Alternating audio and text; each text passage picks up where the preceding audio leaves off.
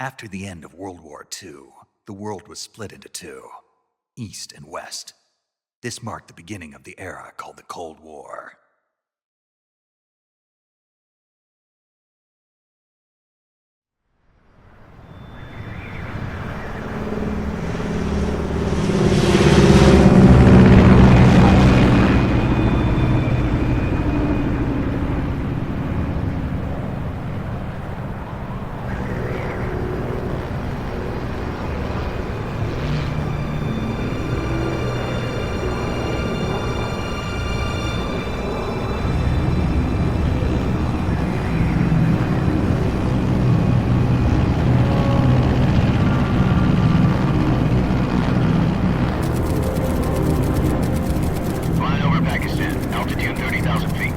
Approaching Soviet airspace.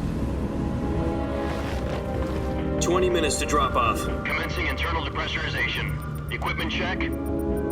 Arm main parachute. All right. You ready to go? Drop zone still showing a high pressure mass. Cav okay. Good. We've got high visibility.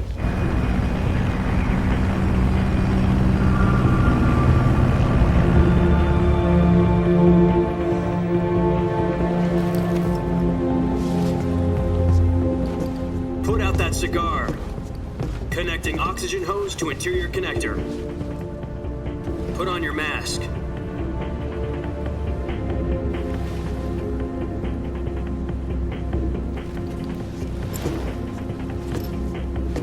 Does this panty waste know what he's doing?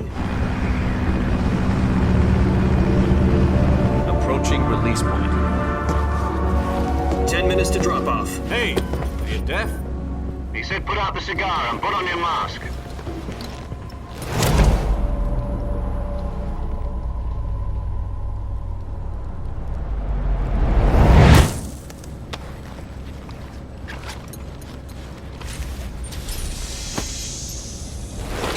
Depressurization complete. Checking oxygen supply. 6 minutes to drop off. Opening rear hatch.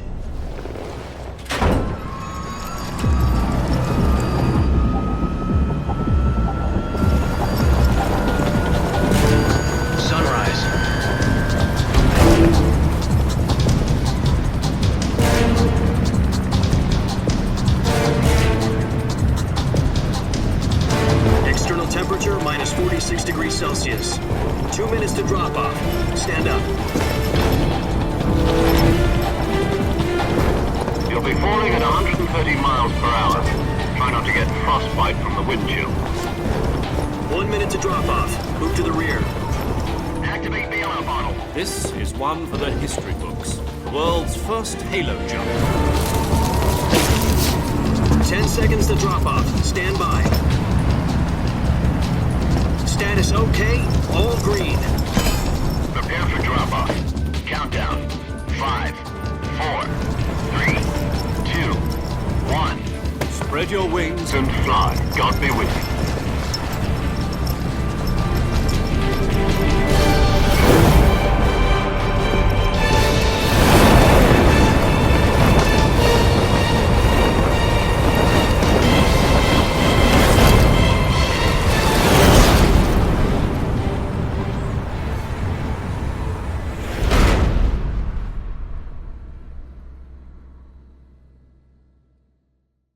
Jack, I've got some important news. The head of the CIA has finally given us the green light for the virtuous mission. Virtual mission? No, the virtuous mission. The future of our Fox unit depends on it. If it succeeds, we'll be officially organized into a unit. Virtuous mission? Sounds like some kind of initiation ritual. You know, don't get cocky. This isn't a training op. Right. So what exactly is this wonderful mission? Well, about 2 years ago, a certain Soviet scientist requested asylum in the West through one of our moles. His name is Nikolai Stepanovich Sokolov. He's head of the OKB-754 Design Bureau, one of the Soviets' top-secret weapon research facilities, and the East's foremost expert on weapons development. Sokolov? Isn't he that famous rocket scientist? The very same. On April the 12th, 1961, the Soviets achieved the first manned spaceflight in history. The Earth was blue, but there was no God. Well spoken. The rocket that carried Yuri Gagarin to orbit was the A-1, known as the Vostok rocket. Sokolov is said to be the man most responsible for the multi-engine cluster used in that rocket. After Gagarin's flight, Sokolov left rocket development to become the head of the newly established Design Bureau. From a lowly technician to head of a design bureau, that's quite a success story, so why do you want to defect? It seems he'd become afraid of his own creations. Afraid? Call it a crisis of conscience. And for that, he left his country and his family behind and went over the fence? Not exactly. One of his conditions was that his family was also to be taken safely to the west. We used a mole to get the family out first and succeeded in sneaking Sokolov over the Berlin Wall shortly afterwards. I was the one who conducted the operation. The security on the eastern side was still full of holes back then. Then what? We got Sokolov over in one piece, but the whole ordeal had left him exhausted, and we checked him into a hospital in West Berlin. It took him 2 weeks and more than 600 miles to get from the research facility in the Soviet Union to Berlin. He was in no condition to say anything coherent. And it was only a week later that we had something much bigger on our hands. The Cuban Missile Crisis. October the 16th, 1962, President Kennedy received word that the Soviets were in the process of deploying intermediate-range ballistic missiles in Cuba. The President demanded that the Soviets dismantle and remove the missiles. At the same time, he announced a naval blockade to prevent further missile shipments from reaching Cuba. But the Soviets didn't back down, instead placing their armed forces on secondary alert. Soviet transport ships carrying missiles continued on course towards Cuba. US and Soviet forces went on alert for an all-out nuclear war. Frantic negotiations were conducted through the UN's Emergency Security Council and unofficial channels to end the hair-trigger standoff. Finally, on October the 28th, the Soviet Union agreed to remove its missiles from Cuba, and so the world avoided a nuclear holocaust. But in order to get the Soviets to pull their missiles out, we had to make a deal. You mean the one where the US agreed to remove its IRBMs from Turkey?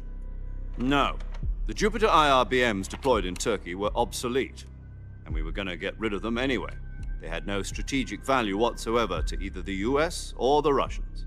The Turkey deal was a ruse, a cover story that was fed to the other intelligence agencies around the world. So what did the Russians really want? Sokolov. They wanted us to return Sokolov. You mean the Soviets pulled out of Cuba just to get their hands on Sokolov? That's right. What the hell was he working on? At the time, we had no idea. We were running out of time. It was either give up Sokolov or risk full-scale nuclear war. In the end, we had no choice. President Kennedy gave in to Khrushchev's demand. The next day, I got Sokolov out of the hospital, handing him over to agents on the eastern side. Sokolov kept on screaming, "Save me," until he disappeared from my sight. Then a month ago, we received some new information from one of our moles. About Sokolov? Yes. He was taken back to the research facility and forced to continue working on the weapon in question under KGB supervision. What's more, it's on the verge of completion. So what kind of weapon is it? Something to do with space rockets? No, missiles. Same technology. I guess you're right. We don't know the details, but it appears to be a new kind of nuclear device. For half a year now, the Soviets have been conducting frequent nuclear tests at Semipalatinsk. Something to do with the weapon, I assume. We're talking about a secret weapon so big that Khrushchev was ready to pull out of Cuba to get it back. Is Sokolov still in the facility? No. According to our intelligence, he's in Selinoyarsk, a place in the mountains about 3 miles to the west that's known as the Virgin Cliffs. The Virgin Cliffs. Nice name for a virtuous mission. They moved him there just recently. Why? Apparently, they're conducting a field test of the weapon, but it's our best chance to get him back. This mission would never have been possible if he was still in the research facility. This is our last chance. Sokolov must have known that too when he contacted us.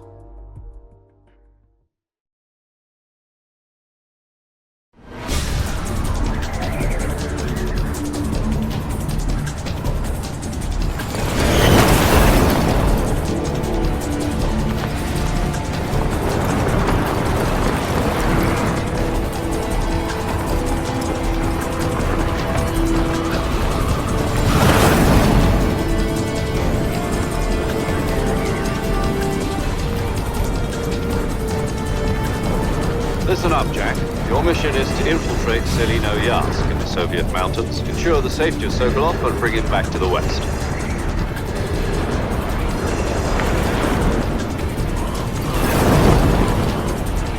If we don't get Sokolov back before that weapon is complete, we'll be facing a major crisis. The clock is ticking.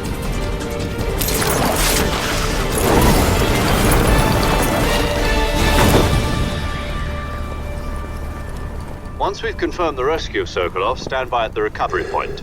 A recovery balloon will be dropped at that point. Helium will be pumped into the balloon to inflate it. The process takes about 20 minutes. Once it's complete, the gunship's arm will latch onto the balloon and pull it up. The Fulton surface-to-air recovery system. I'm familiar with the theory. Take it easy. It's been combat-proven. Do you think Sokolov is up to it? The shock will be less than during a parachute jump, and the arm can handle up to 500 pounds. So you're planning on going over the border in a single combat Talon? She's equipped with two 6-barrel 20mm Vulcan cannons, as well as two 40mm machine guns. Sounds like she could hold her own against a battalion of tanks. Even with the fuel in the reserve tank, we're facing a 4-hour time limit. If all goes well, it shouldn't take more than a few hours. Home in time for dinner. But if anything goes wrong, you'll be eating dinner, breakfast, and all the rest of your meals in the jungle.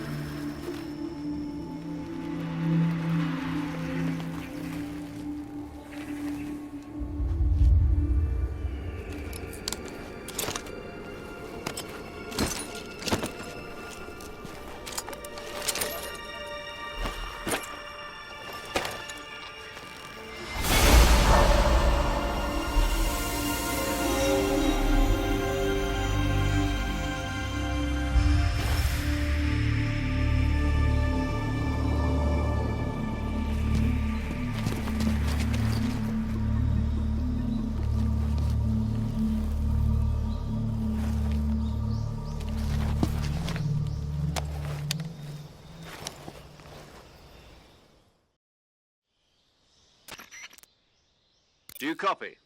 You're already in enemy territory, and somebody might be listening in. From here on out, we'll be using code names to refer to each other. Your code name for this mission will be Naked Snake. I'll be referring to you as Snake from now on. You're not to mention your real name. Snake? Oh, you don't like snakes? What do you mean? Well, you've eaten one before, haven't you? In survival training. I'm glad to hear that. I don't know if I'd ever order one in a restaurant, but... Be careful, you might not have a choice. What about you, Major? What should I call you? Let's see. I'll be Tom. Call me Major Tom. This will be a sneaking mission. You must not be seen by the enemy. You must leave no trace of your presence. Is that clear? This kind of infiltration is the Fox unit's speciality. In other words, weapons and equipment are procured on site. That goes for food as well. You're completely naked, just as your name implies. Great. Now I see why you asked me if I like snakes. I suppose calling me Snake was your idea of a joke, too. No. There's a good reason for that. I'll tell you later when the time is right. Gotcha. Getting back to the subject, how exactly am I supposed to feed myself? You've been issued a knife and a tranquilizer gun. Use them to hunt for food. You'll also find some medical supplies in your backpack. Yeah, about the backpack. I lost it in a tree on the way down. I see. Well, you'd better go back and get it then. You know where it is? No problem. I can see it from here. It's stuck on a branch. To climb a tree, stand in front of a tree that's covered in ivy and press the action button. I'll be monitoring your progress over the radio. We can't risk violating Soviet airspace, but I'll be in the gunship. My frequency is 140.85. I'll give you a call if I need to talk to you. If you need to talk to me, use the send function. Okay, Snake, go get your backpack.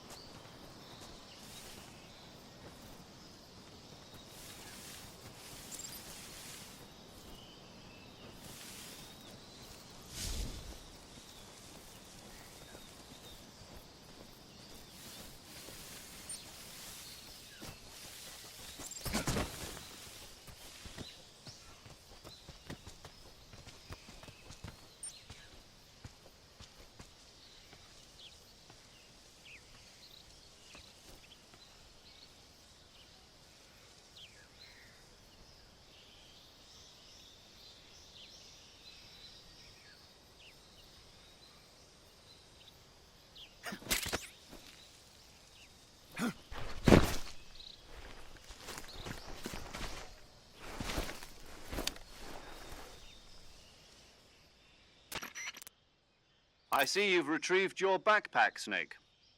To equip a weapon, it's necessary to take it out of your backpack. In the survival viewer, choose Weapon from the backpack. Your available weapons will be displayed in a list on the screen.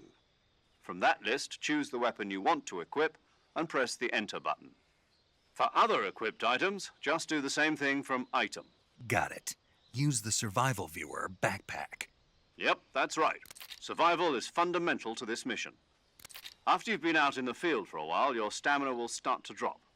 If your stamina gets too low, it'll affect your performance.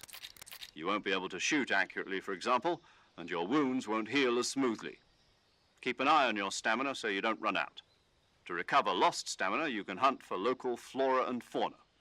You can use either your tranquilizer gun or your knife to hunt. My only weapon is a Mark 22 Hush Puppy tranquilizer gun? That's right. It's been fitted with its own suppressor. However, the suppressor will deteriorate every time you fire. Once its durability reaches 0, the noise suppression effect will be gone. So don't get too trigger happy with it. The suppressor's durability is shown in the icon. Any weapons and equipment beyond what you're carrying now, you'll have to find as you go. I have to find my own weapons and equipment? Whose crazy idea was this anyway? Solo covert actions are standard Fox operating procedure. You can't leave any traces of your presence. No weapons, equipment, footprints, sweat, or bodily waste. The same goes for bullets and cartridges, too. Your presence in enemy territory is already a violation of international conventions of warfare. There aren't supposed to be any American soldiers in Russia. It could spark an international incident. You can't let anyone see you. You can't let the enemy know you're there. This is a stealth mission. You're a ghost, Snake, in every sense of the word. And there'll be no rescue if you're captured. The military and US government will deny any involvement in the affair. Then I'll just have to take care of myself, huh? I'm afraid so. You've been given a fake death pill for that purpose. SIS guidelines stipulate that soldiers on covert ops like this one be issued a potassium cyanide capsule. Tape it to your body so you can take it when you need to. How generous of you. Use it if you're taken prisoner by the enemy. It'll send you into a state of false death for a short time. Fooling them into thinking that I'm really dead. So, how do I come back to life? Just take the revival pill. You mean that thing they put in my tooth before the mission? That's the one. But be careful. If you remain in a state of false death for too long, nothing will be able to bring you back. Remember that. I'll keep it in mind. You said this was a solo mission, right? Right. I guess that means I can't count on any reinforcements. Correct. The mission rests entirely in your hands. A real one-man army. Relax. There's a support team ready to back you up over the radio. Who? I'll introduce them to you. This time, survival is of utmost importance. The first member of the support team will be in charge of monitoring your physical condition, acting as a medic, so to speak, as well as recording your mission data. She's a member of Fox as well, and she's here on the gunship with me. She? Hello, Snake. I'm paramedic. Nice to meet you. Paramedic. As in a medic who comes in by parachute. Aren't you going to tell me your real name? Are you going to tell me yours, Mr. Snake? My name, huh? It's John Doe. And they call you Jack for short. You're a regular Captain Nemo. A name means nothing on the battlefield. After a week, no one has a name. What's your name? Jane Doe. Very funny. I wasn't joking, but I'll tell you my name only if you manage to make it back alive. My frequency is 145.73. She's also in charge of recording your mission data. Whenever you want to save, send a message over the reserved save frequency, 140.96. So saving lets me record my mission data. That's right. It also records the state of your health. Good to know. There's one more person I want to introduce you to, Snake. Huh? Speaking of snakes, you remember the boss, don't you? A legendary soldier and your mentor.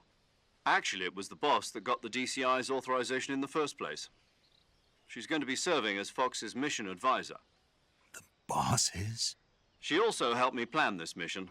She and I were at SAS together. Jack, is that you? How many years has it been? Boss? That's right. It's me. Talk to me. Let me hear your voice.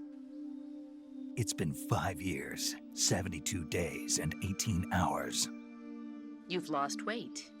You can tell just by the sound of my voice. Of course I can. I know all about you. Really? Well, I don't know anything about you. What's that supposed to mean? Why'd you disappear on me all of a sudden? I was on a top-secret mission. You didn't need me anymore. But there were still so many things I wanted you to teach me. No, I taught you everything you needed to know about fighting techniques. I taught you all I could. The rest you needed to learn on your own. Techniques, sure. But what about how to think like a soldier? How to think like a soldier? I can't teach you that. A soldier needs to be strong in spirit, body, and technique. And the only thing you can learn from someone else is technique. In fact, technique doesn't even matter. What's most important is spirit. Spirit and body are like two sides of a single coin. They're the same thing. I can't teach you how to think. You'll just have to figure it out for yourself. Listen to me, Jack. Just because soldiers are on the same side right now doesn't mean they always will be. Having personal feelings about your comrades is one of the worst sins you can commit. Politics determine who you face on the battlefield. And politics are a living thing. They change along with the times. Yesterday's good might be tomorrow's evil. Is that why you abandoned me? No, it had nothing to do with you. I already told you, Jack. I was on a top-secret mission. A soldier has to follow whatever orders he's given. It's not his place to question why. But you're looking for a reason to fight. You're a natural-born fighter, but you're not quite a soldier. A soldier is a political tool, nothing more. That's doubly true if he's a career soldier. Right and wrong have no place in his mission. He has no enemies and no friends. Only the mission. You follow the orders you're given. That's what being a soldier is. I do whatever I have to get the job done. I don't think about politics. That's not the same thing. Sooner or later, your conscience is going to bother you. In the end, you have to choose whether you're going to live as a soldier or just another man with a gun. There's a saying in the Orient, loyalty to the end. Do you know what it means? Being patriotic. It means devoting yourself to your country. I follow the president and the top brass. I'm ready to die for them if necessary. The president and the top brass won't be there forever. Once their terms are up, others will take their place. I follow the will of the leader, no matter who's in charge. People aren't the ones who dictate the missions. Then who does? The times. People's values change over time, and so do the leaders of a country. So there's no such thing as an enemy in absolute terms. The enemies we fight are only enemies in relative terms, constantly changing with the times. As long as we have loyalty to the end, there's no point in believing in anything, even in those we love. And that's the way a soldier's supposed to think? The only thing we can believe in with absolute certainty is the mission, Jack. All right, but do me a favor. What is it? Call me Snake. Snake. Oh, right. Your code name is Snake. It suits you well. That's right. The legendary unit that the boss put together during World War II was a snake. The Cobra unit, a group of heroes that brought the war to an end and saved the world. As long as you've got a legendary hero backing you up, you'll be fine. Isn't that right, Snake? Yeah, I can't think of anyone else I'd rather have with me. Oh, and one more thing, boss. Yes? It's good to hear your voice again. Same here. After all, who knows if either of us will make it out alive? Snake, you are always best at urban warfare and infiltrating buildings. But this is the jungle. Survival is going to be key. Those CQC techniques I taught you are sure to come in handy. CQC? Close quarters combat, huh? I've been in the Green Berets for the past few years. I'm probably pretty rusty. Not to worry. I'll be here to help you remember. After all, this is your first actual survival mission. I'll be supporting you over the radio. Where are you, boss? Next to the Major? The boss is communicating with us by radio from aboard a Permit-class submarine in the Arctic Ocean. My frequency is 141.80. Call me if you need my advice on battle techniques. Gotcha. Your mission is to retrieve Dr. Sokolov. Dr. Sokolov is being held in an abandoned factory located to the north of your current position. Avoid heavy combat and don't let anyone see you. Don't forget that this is a stealth mission. Snake, try to remember some of the basics of CQC.